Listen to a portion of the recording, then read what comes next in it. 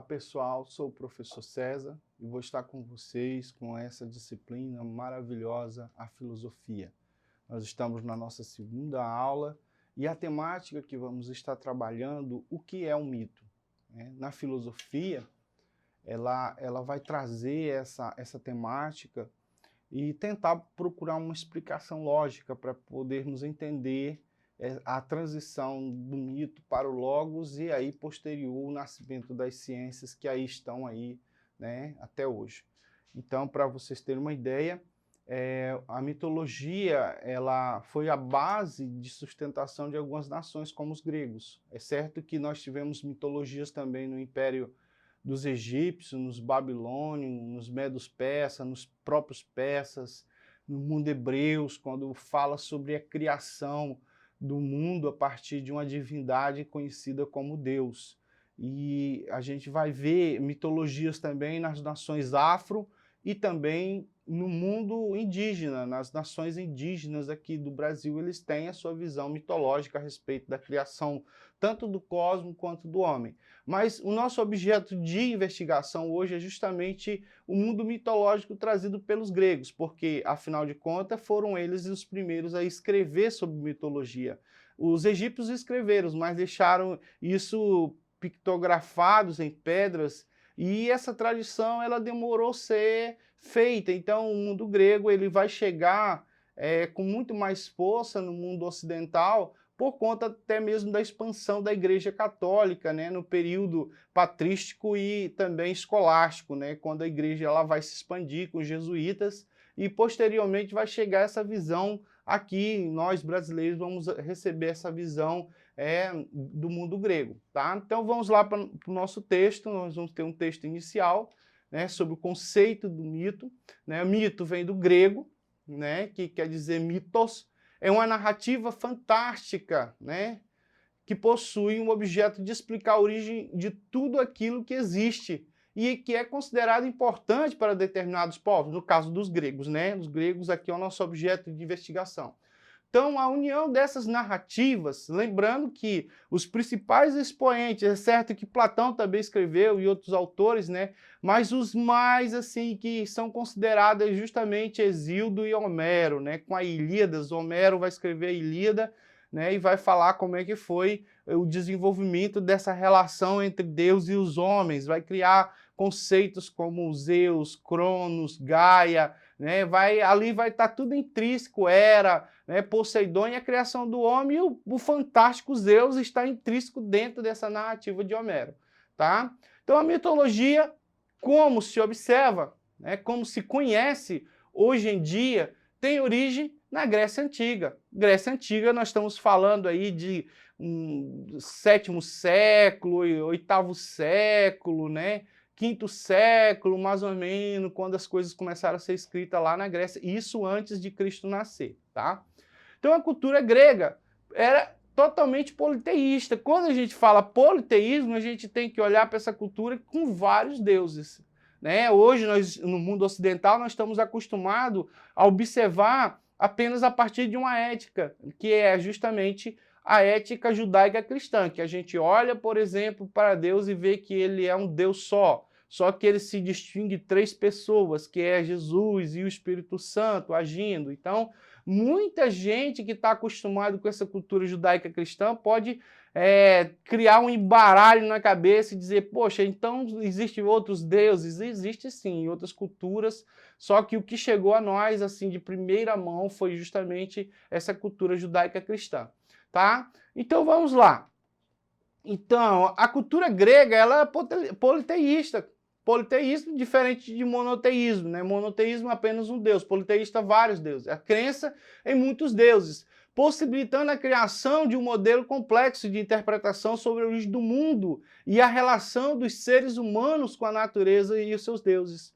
Os mitos cumprem o papel de ensinar através das histórias repletas de simbolismo que relacionam elementos sobrenaturais com a vida dos seres humanos, dando, né, lições sobre como se deve viver. Então, intrínseco dentro dessa cultura, né, grego-romana, que posteriormente essas culturas vai ter outro formato no Império Romano, durante o período do Império Romano, que vai durar aí mais ou menos mais ou menos um milênio aí de ação, né? Ele vai começar antes de Cristo e vai terminar mais ou menos 470 e alguma coisa depois de Cristo, quando os bárbaros vão tomar o poder do Império Romano. Então ela vai ter figuras diferentes, mas que vai mais tarde ser absorvida pela cultura cristã, né, com outros formatos, e aí vai ser um pouco paganizado, né?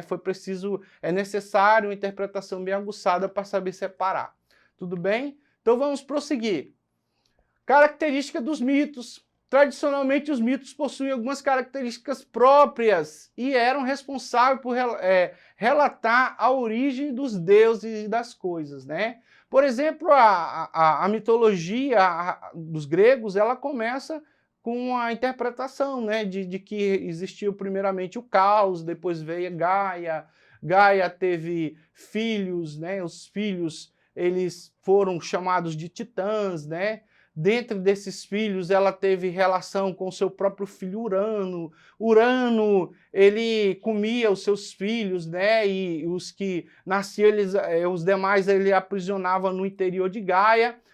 Posterior, um desses titãs, que é Crono, ele fez um combinado com Gaia, né, de matar o seu pai Urano e assumir a posição. Então, Cronos ele vai fazer uma arte drástica com seu pai, e ele vai assumir o poder, e Cronos vai ficar lá.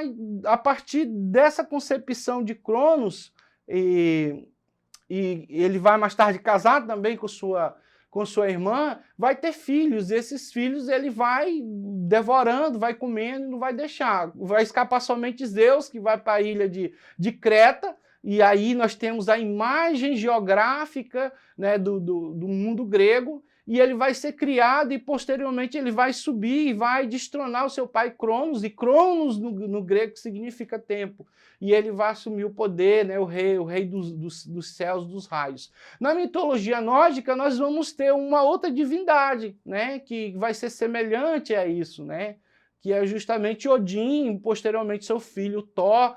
Então nós vamos ter várias interpretações desse mundo, tá?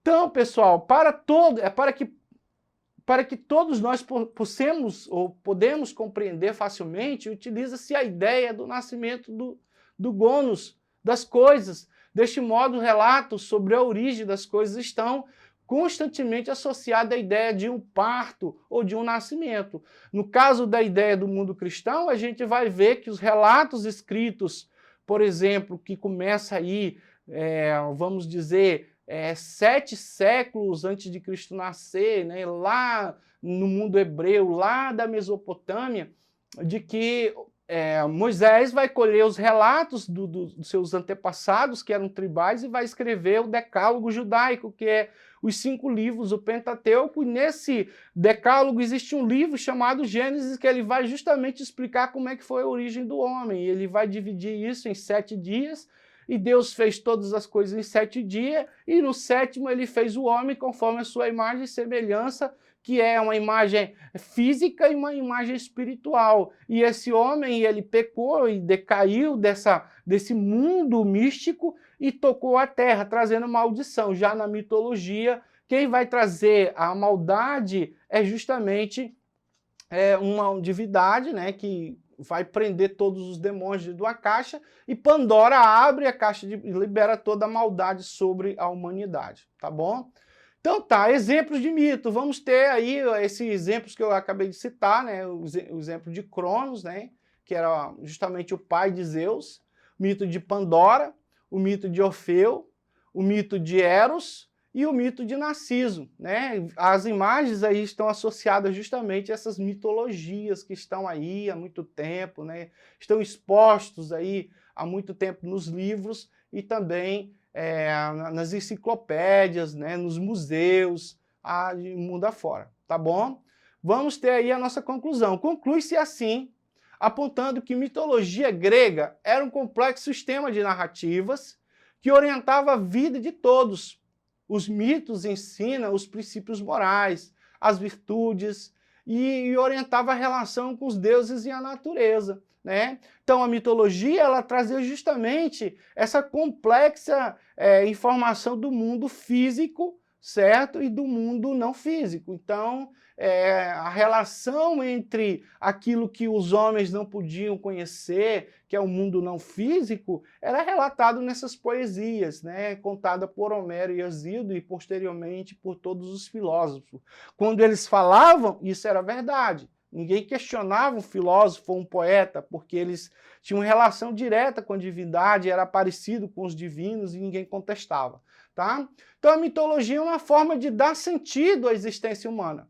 Suas diversas histórias dão conta de sanar a curiosidade humana acerca das questões fundamentais de como, né, de onde viemos, para onde vamos, ou por que no dia chove e também o sol existe, a lua, as relações, as estações. Então, esse mundo místico que foi criado pelos gregos pré-socráticos e até, né, pelas outras nações egípcias,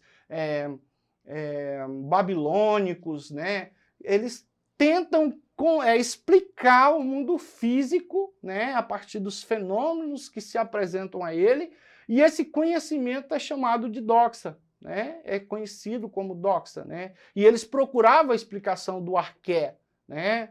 Então, em um período anterior às ciências, eles procuravam explicar de maneira simples, apelando para as imagens presentes no imaginário coletivo, lembrando que esses mitos, eles em sua relação era a maioria coletivo, né? Não era só um ser pensante, era toda uma comunidade, e aí a Grécia era constituída de várias polis, cidades, estados, e cada um tinha sua religião, tinha sua política, tinha sua dinâmica de funcionamento, e cada um tinha as suas relações com as divindades. E aí quando a gente vai ver, por exemplo, no filme de Troia, né, que no caso Troia, ela resistiu, segundo o filme, né, o rei troiano ele acreditava em Apolo, que poderia proteger ele contra a investida de Atenas e os reinos ali que estavam conglomerados para derrotar.